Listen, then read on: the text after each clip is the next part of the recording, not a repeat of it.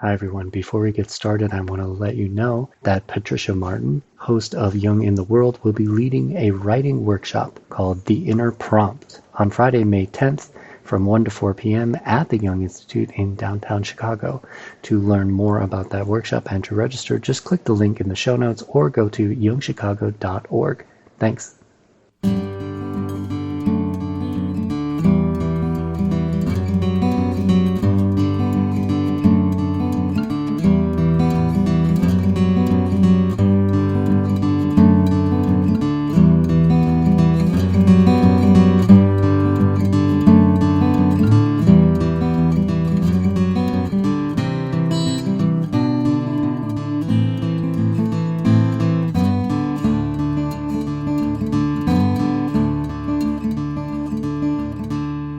Hello, this is Patricia Martin, and I'm your host for Jung in the World. Our guest today is Natalie Goldberg, a lifelong student of Zen Buddhism and the author of 15 books. For the last 40 years, she has practiced Zen and taught seminars in writing as a spiritual practice. She lives in northern New Mexico. For more information about her and her books, you can find her at nataliegoldberg.com. Being in the virtual presence of Natalie Goldberg's wonderfully wise and creative mind lends itself easily to Jungian themes such as active imagination, individuation, and the forward-striving function. Natalie Goldberg, after all these years of reading your work, it's a true joy to sit down with you. Welcome. Thank you so much. When I began reading your memoir, it struck me that you've been thinking about the limits of mortality for quite a while. You mentioned the death of your Zen master, which happened nearly 30 years after you published Let the Whole Thundering World Come Home. His passage seemed to leave its mark on you that underscored the value of life. This stuck with me. You wrote, "Don't waste your life." Was that wisdom easy to grasp when you were healthy and harder to hang on to when you were seriously ill? Actually, no. Now it's harder. Well, I'm old and I've been studying. I've been going to therapy with a Jungian therapist for 20 years, and she had health issues and stopped suddenly, and I was tossed out. And that has been stunning for me. And I realized that I wasn't paying attention for the last few months, that there were signs that she wasn't okay and she wasn't going to come back. You know, because you have this idea when you're young, you get a scratch and it heals. But as you get older, something can go wrong and it keeps going wrong, you know, rather than getting better. And I realized I was still thinking she was going to get better. And it's been very painful for me. And I'm absorbing it now, understanding, but I never imagined it. And I never imagined 20 years is a long time to be with someone. And I'm really having to digest it. So when you say, do not waste your life, I feel it more strong. I think I felt it more strongly then when I had cancer. I had lots of mojo still. And now I'm kind of stunned by it all, because one of the things about Zen that I learned when I was 30, old age, sickness, and death. But I didn't really absorb it. I was too young. I'm absorbing it now, and I do not like. There are many translations, do not waste your life, but Upaya Zen Center has just translated it to do not squander your life. And I love that verb, squander, because we can really toss it away, just not be conscious.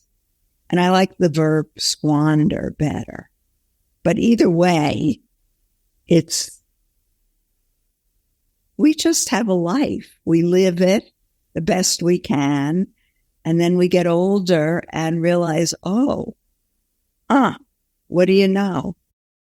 Well, you don't strike me, after all the books you have written, a unique approach that you've developed toward teaching writing. You've touched millions of people with your work. It's hard for me to use the word squander there for you. Okay. People mistake the writer from the human being. The writer doesn't get old or die. She can write about it, but it's the human being that lives her daily life. Do you know what I mean? You're presenting yourself as a writer in books.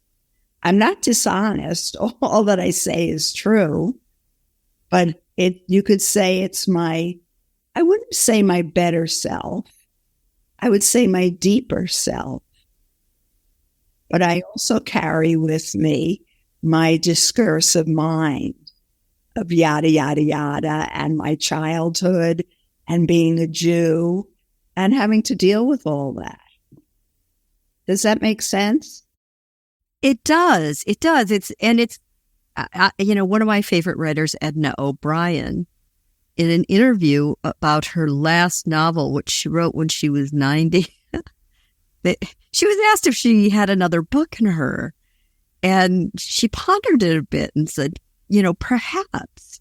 And I'm curious to know, based on what you just said about who you are as a writer, what keeps you going? There's nothing else. It's the best thing around. It's the most true, you really get to meet your mind and figure things out. That's what it is.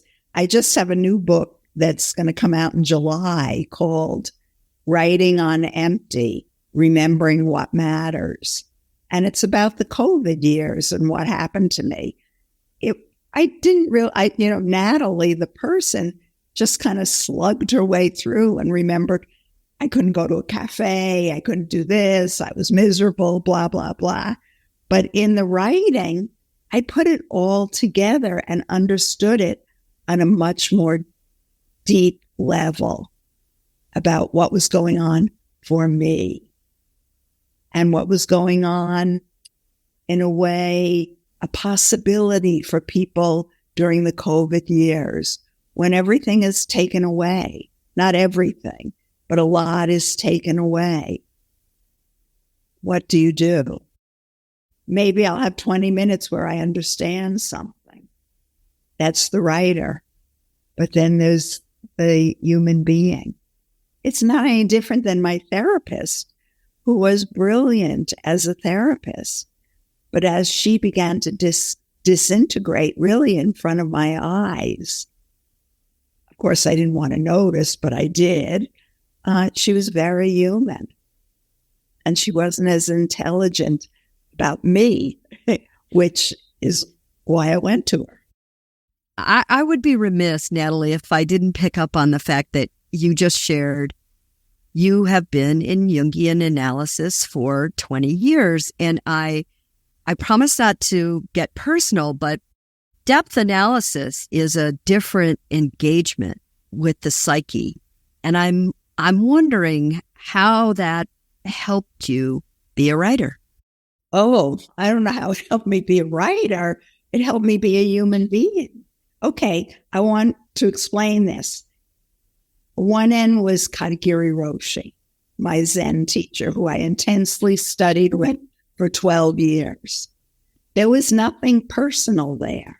At the end of 12 years, I don't think he knew I had a sister, that I came from Brooklyn, what my father did for a living. He didn't know anything personal. I learned about a structure and a way of being in the world. And I sat a lot and I met my human mind.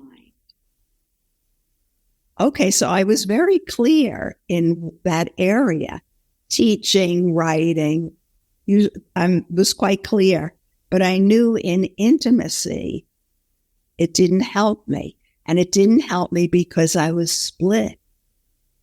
Now I can say, after all that analysis, I hated my mother. And I cut that off. I didn't know that it mattered or was important. And so do you understand? The Zen practice didn't heal that or transform it, or there was nothing personal about it. So I needed that other element in a way that's specific of my life. And that happened in therapy. So you were able to integrate the part of your story that you had split off. Yeah, I hope so. I always knew there was a split. I knew there was something we weren't getting to, but I didn't know how to get to it. And I was very happy practicing Zen. Well, you talk about your experiences with Zen throughout your memoir, and I love the way you sprinkle, Zen encouragement to exert your force, the force of your life. Carl Jung wrote about that as well as the forward striving function that propels us, it connects us to our aliveness. And, illness can really sap you of that. It can, talk about the word separate, it can separate you from those energies. How did you find the energy to keep your creativity alive during your fight with cancer? Zen really helped me with that. First of all, my writing is a practice, like you do a Zen practice. It is a Zen practice. And I've done it since I was 30, and I've taught it for 35 years. So you don't expect when you have cancer, you still brush your teeth. That actually is a practice. You brush your teeth every day. We don't call it a practice, but it is. So I wrote regularly, so it didn't stop me. I kept writing. As a matter of fact, I wrote, before I wrote this memoir, I wrote a book called The Great Spring that was essays that I wanted to make sure if I died that these would be recorded. And then when I knew I wasn't going to die, I was going to make it through, then I turned and wrote about cancer. But what helped me was, number one, cancer was not my enemy. I did not fight cancer. I understood that it lived in me, and actually had been living in me for 20 years. I knew something was wrong with me. And I always would go to doctors, and my friends would get sick and they'd be better in 6 days. I'd take the same stuff, the herbal stuff, and it didn't work at all. And I'd be sick for 6 weeks. I knew I had a different immune system, but I couldn't find out what was wrong. But I never imagined it was cancer. So I understood that cancer had been living in me for a long time. I'm not going to say it was my friend, but when I knew that I was going to take this ibrutinib, which turned out worked, and it stops the protein from the main protein that the cancer needs to survive. I think I say it in the book. I say to the cancer, hey, get out now. I said, get out now because soon they're going to destroy you. It was never my enemy. So I want to talk to you now about your teaching, because you've been teaching for, what did you say, 25 years? Oh, no, 50. Oh, 50. Writing down the bones, I've been known and flying around for 35. Right. And when you say writing down the bones, that was your breakthrough book. For everyone else, it was. In other words, I'd been doing that work for much longer. It was very scary for me. And I got rejected by everybody. All the New York publishers made fun of me. Usually they send just a a regular slip that's printed out. No, we don't want you. But I think they were so threatened by writing down the bones that they wrote me mean letters. Really? Yeah, and I was in my 30s, and unfortunately, I wish I'd kept them now. I threw them out quickly because I was afraid. And I didn't realize at that point when I wrote it, I had been with Katagiri Roshi 10 years, practicing like a maniac, sitting all the time, 5 a.m., just sitting a lot. And so I was leaking Zen. So really, writing the book taught me what I had been practicing. Does that make sense? So in the writing, I understood. When I practiced with Katagiri, and in the 70s, nobody in the U.S. knew anything about Zen. You couldn't go and read books about it. You had to practice. Now everybody is a know-it-all. Yes, but this is interesting to me that, the Tweedy publishing world found writing down the bones threatening. What's threatening about it? Well, I think that it was threatening. I say that it was threatening. All I know is they hated it and wrote me mean letters. And I think then, you're forgetting, in the mid-'80s, writing was still about something magical where you were at the top of a mountain, mostly male, hit by lightning. And I was making writing simply a practice, like brushing your teeth. I was saying that everyone could do it. Not everyone was going to become a writer, but it was available to everyone. It's so part of the culture now that you question it. Why would it matter? But at the time, it was not part of the culture. There was nobody in the schools I went to who could teach me writing. I had to go to Zen to find it. So what can you share with us about this approach you take to teaching? I tell them to shut up, keep their hand moving, and we also meditate. And usually I like to meet with people for 5 days and on silence. There's no talking. Yes, and this is, this breaks the mold of workshopping a piece with a group of writers. And yeah, that I couldn't stand. And it turns out other people don't like it either, including the teachers who are teaching it.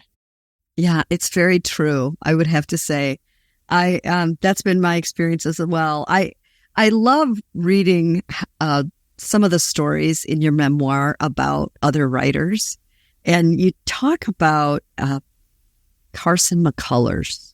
Well, Carson McCullers I adore, and we read Ballad of a Sad Cafe in 9th grade, and that changed my life. It was 70 pages. And I think I'm a writer because of that book. And I was nothing like Miss Amelia, who was about 6'3". She went cockeyed. She lived in the South. And she fell in love with Cousin Lyman, who I think was, I can't remember, but maybe was 4'9". And, it was amazing characters. And it was about the lover and the beloved. Looking back now, it's also the only book by a woman I read in all of high school and most of college. I majored in English Lit. You had to major in English Lit at the time, not American Lit. And it was all dead white men from England. So even though I loved it, there was nothing of my experience reflected in there, or that I could write about.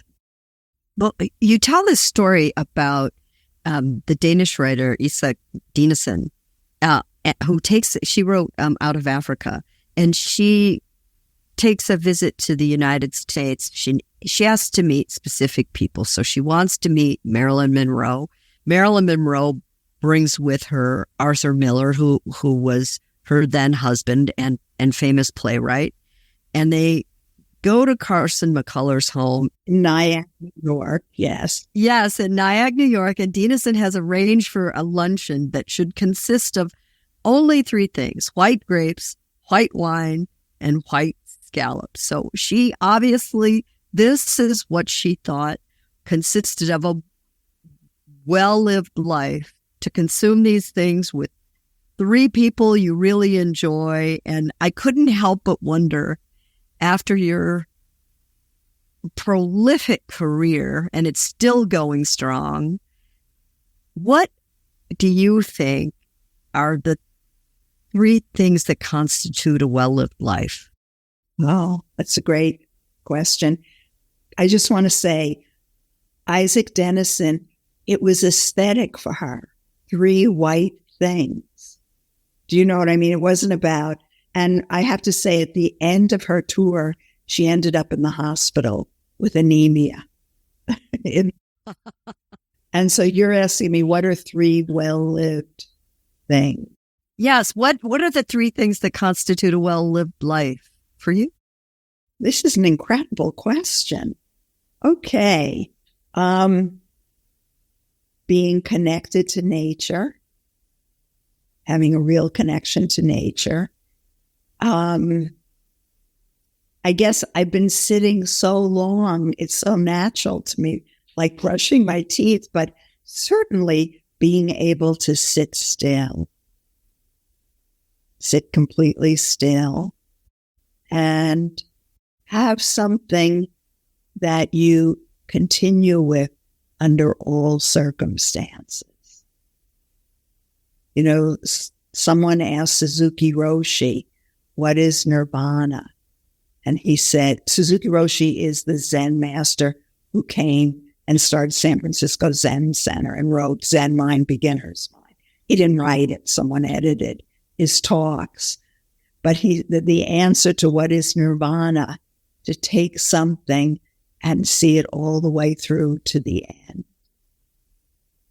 And at first, I thought, of course, it meant what I think of writing, continue right to the end. And I've told students, I want you to go out writing. That's how severe a practice. And actually, 2 students I have did die and did go out writing. But what I realize now is whatever you do, be there. That's it. Be there. And, you know, the old example, if you cut a carrot, cut the carrot. Cry when you cry. Walk when you walk. Eat when you eat. Die when you die. You know, just be there. So that presence that you're talking about, to be there, it strikes me that that's what you're asking people to do in your workshops, is to be fully present to that material that's coming up. Are you helping them tap into the unconscious for that material? You know, it's funny, I never use the word unconscious. It's so available. More what I think, and I teach them how to be present. And it's a practice. Yada, yada, yada. We have discursive thinking. And through practice, you can drop to those deeper levels that are right there in every moment. And our body is no place else. You might be thinking about staying, but you're right here in Brooklyn. So it's understanding how the mind works. Because what are the tools of a writer? Pen, paper, and the human mind. Where do memories come from? Where do thoughts come from? So the more you have a relationship with your human mind, the better you can use it for writing. So maybe you'd call that the unconscious. I've never used that word anymore. So you've got a new book coming out soon. What's the title again? Do you have it? Yeah. Writing on Empty, Remembering What Matters. And I'm very proud of it, very happy, and I love the book. And I went much deeper into Carson McCullers in one chapter, one part. I made them into parts. I went much deeper into Carson McCullers. Why, Natalie, is she so important? From 9th grade till now, she is. And of course, I love many, many writers now. I'm much more sophisticated than that 9th grader. But I still really honor her. Thank you, Carson. She died very young, 50, and she had her first stroke when she was in her 20s. I didn't know that. Yeah. So she wrote despite her stroke. Yeah, well, that was a stroke and then she recovered, but it kept happening. And she she came from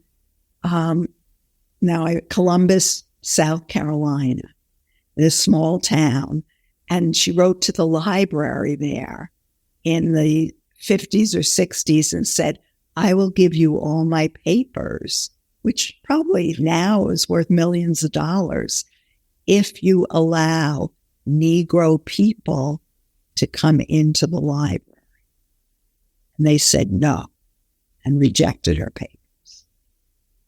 Well, it was a very racist place at the time, and that's why she went north. So as the society develops and the collective gets more and more conscious, I mean, you brought it up yourself. You studied with a Zen master when you were very young, and at the time, that was a difficult thing to do. You had to, didn't you travel back to Minnesota to do that work? Well, I moved to Minnesota to get married. I had been with Trungpa Rinpoche in Boulder. It was a Tibetan teacher. But when I went to Minneapolis, I thought, whoever's here, I'll study with them. And I was very lucky. I really met my real teacher, Katagiri. And I was burning. I was a hippie, so I had the freedom to not worry about things. And I always follow what you love, and it'll take you where you need to go. I was burning to study. Now, it killed me. I had to get up at 5. I had to be there at 5 a.m. every day. And I didn't have to. You didn't have to do anything. But when I met him, he was the hottest thing around. I'd go to readings and stuff, and they were wonderful, but nothing was like Katagiri Roshi. Now, as you're a more seasoned writer and human being, do you still burn for things? Yeah, I'm afraid I do. Yeah. What do you burn for, Natalie Goldberg? Well, I was burning to go swimming in the summer. You're supposed to be in water, and I live in New Mexico that has no water. So I'm burning to go to the ocean. I'm burning. I love to look at art. I paint. I've painted for a long time, but I just love to look at paintings, go to art museums. And I haven't been traveling as much since COVID. And I'm sort of burning to go to the places I used to go. Well, I have to say, Natalie Goldberg, we were burning to get you on this show. You are so sweet. No, it's true. It's true. I confess that I read Writing Down the Bones, and you're right. It's a big departure from literary disciplines that get taught around the country and MFA programs. You really took a fresh approach to how to tap into what Carl Jung would call, our active imagination. You're really dipping into a part of yourself that is a font, if you can find your way to that. And so it has felt that way too, talking with you today, that we were dipping into something very deep and profound. And I want to thank you for sharing your thoughts and your wisdom on this show with us today. Well, thank you. Thanks for listening. If you'd like more information about training programs, live and self-study courses, archives, this podcast, our blog, or to find Jungian analysts near you, visit our website, jungchicago.org. Thank you to our 2023 donors who gave at the contributor level or above: Barbara Anand, Yuni Alka, April Barrett, Arlo Compan, Judith Cooper, Lorna Crowell, David Dalrymple, Kevin Davis, Dr. Peter DeMuth, Mary Doherty, Christine Foskett, Britta W. Jacobson, Mary Ann Johnson, Mary W. Liebman, Mona Manning, Patricia Martin, Boris Matthews, Kenan McKee, Sue Rosenthal, David O. Stats, Lawrence C. Tingley, Don Troyer, Robert Ulrich, Alexander Wayne and Lynn Kopp, Gerald Weiner, William Wolfe, and Ellen Young. You can support this podcast by making a donation at our website, jungchicago.org.